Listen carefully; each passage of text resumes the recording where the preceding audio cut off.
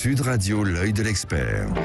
L'expert aujourd'hui, c'est Jean-Michel Cohen. Bonjour Jean-Michel Cohen, bonjour docteur. Bonjour Valérie.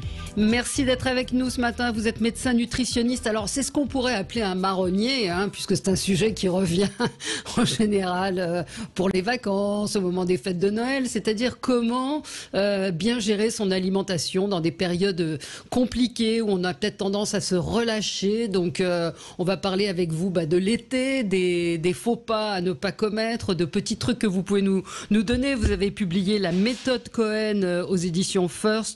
Moins 3 kilos par semaine, c'est un livre qui est une somme d'informations que vous avez récoltées au cours de vos 30 ans de carrière avec ce régime donc qui permet de maigrir assez rapidement. Au-delà de ça, l'été, c'est une période dangereuse pour ceux qui font attention à leur poids.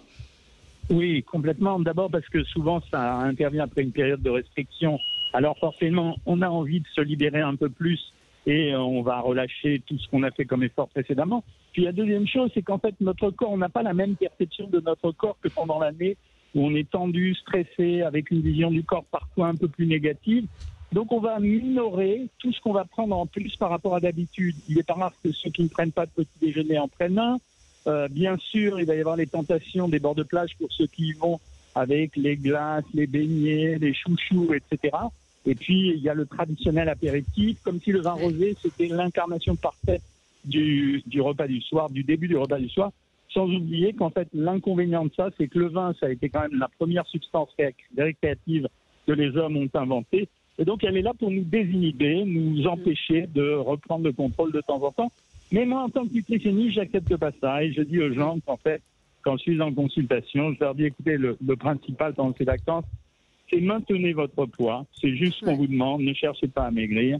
Et pour ça, il y a deux stratégies. Il y a d'une part l'activité physique, évidemment, et deuxièmement ce que j'appelle le 50-50. Un petit bonjour à Jean-Pierre Foucault. Le 50-50, c'est une moitié du temps respecter les règles diététiques élémentaires. C'est le moment de faire des salades sans huile, des grillades et des salades de fruits. Et l'autre repas, lâchez-vous un peu, mais gardez toujours une petite connotation diététique dans le repas.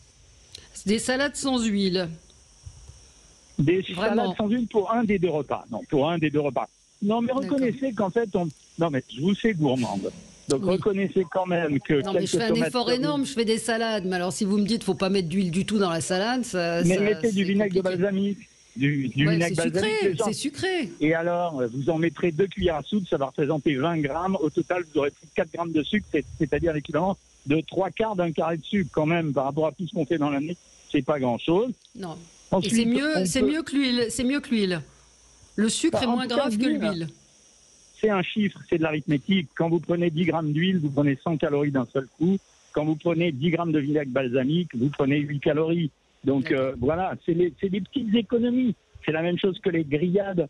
En fait, tout le monde va mettre à griller la traditionnelle côte de bœuf, qui est quand même le morceau le plus gras des viandes de bœuf. Alors qu'en fait, on peut très bien faire un faux filet, un rhum steak, faire des brochettes en mélangeant légumes et morceaux de viande, mettre des légumes à griller, faire des pommes de terre en robe des champs. Les pommes de terre ne sont pas interdites.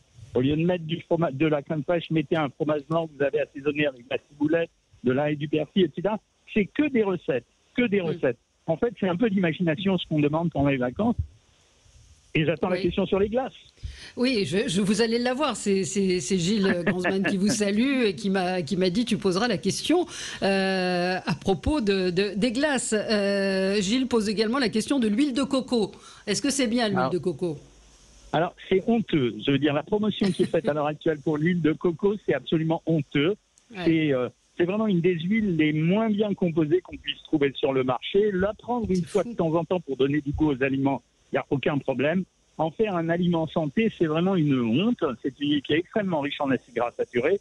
Je soupçonne même d'ailleurs que les gens qui ont fabriqué à un moment donné de l'huile de palme et qui est largement prohibée depuis maintenant, je soupçonne que ces gens fassent la promotion de l'huile de coco pour en faire une huile santé et nous la remettre dans l'alimentation.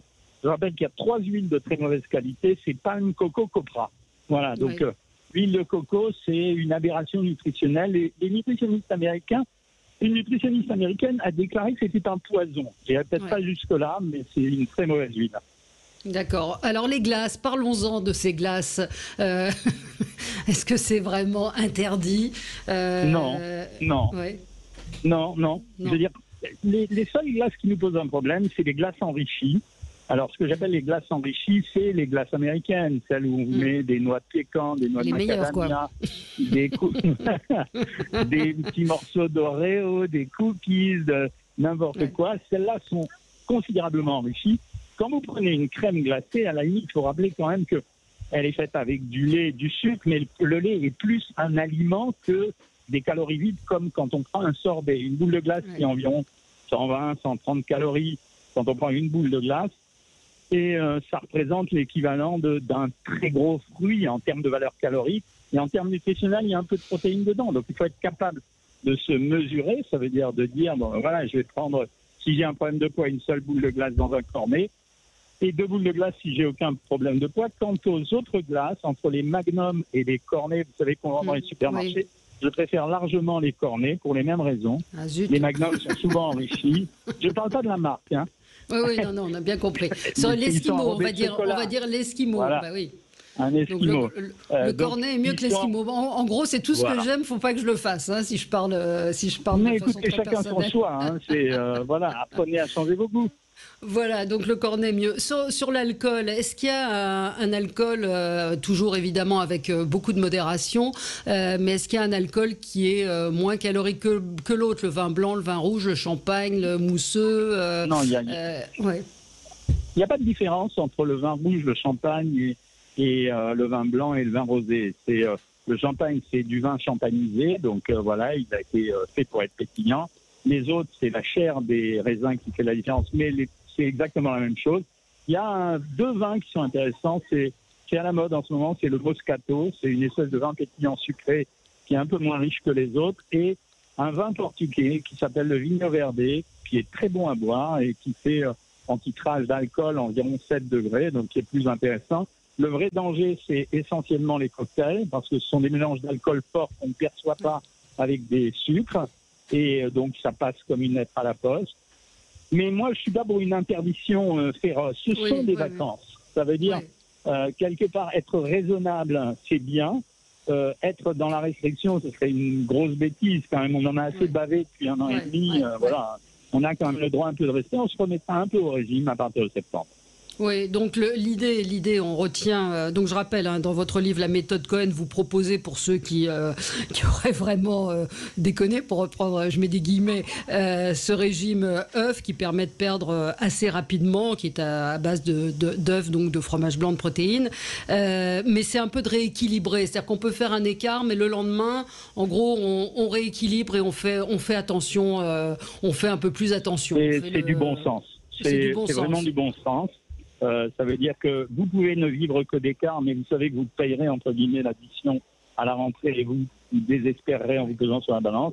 Mais ça reste quand même du bon sens. C'est pour ça que je dis une méthode du moitié-moitié. Le midi, prenez des crudités sans huile, de la viande grillée ou du poisson grillé avec des légumes et éventuellement un fruit.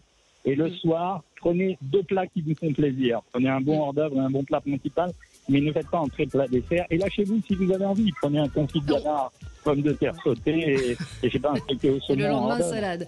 Et juste les fruits, c'est à consommer sans modération ou avec modération? Tous les fruits se valent pas. Hein. Ça veut dire que, par exemple, il y a 3 fruits qui sont plus compliqués que les autres à manger en excès, c'est cerise, raisin, banane. Par contre, c'est le moment de consommer de pastèques, melons, fraises, framboises et ananas. Donc cerise, alors, il faut raisin, en manger. banane. D'accord.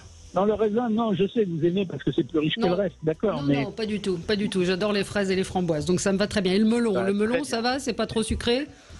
C'est parfait. Les gens ont toujours une réticence à ne pas manger de melon en s'imaginant parce qu'il est sucré, que c'est un produit riche. C'est pas vrai. Il est très hydraté. C'est vraiment l'hydratation du fruit qui fait la différence. C'est pour ça que quand je vous parle du raisin, un raisin c'est 18 grammes de sucre pour 100 grammes. Le melon, ça va être 8 à 9 grammes, donc c'est intéressant. Très bien. Et pour en savoir un petit peu plus, la méthode Cohen, c'est paru aux éditions First. Et puis il y a également les recettes de la méthode Cohen, un livre très ludique avec beaucoup de petits trucs et d'idées. Sophie de Menton qui nous écoute nous dit du yaourt pour la sauce de salade. Vous validez, docteur? Oui, vous avez tout à fait raison. Et peut-être même du yaourt grec, ça ajoute un petit quelque chose. Du yaourt grec. Et Gilles pose la question des glaces au yaourt. Elles sont plus intéressantes que les autres, effectivement. Bonne question, Bravo. en fait, parce que comme elles sont faites avec du yaourt, c'est un lait fermenté, il est mieux digéré, il est un peu moins léger. Et voilà. Merci beaucoup, docteur Cohen. Merci à vous. Et on se retrouve à la Bonne rentrée journée. pour perdre les kilos de l'été. C'est plaisir. Merci à vous.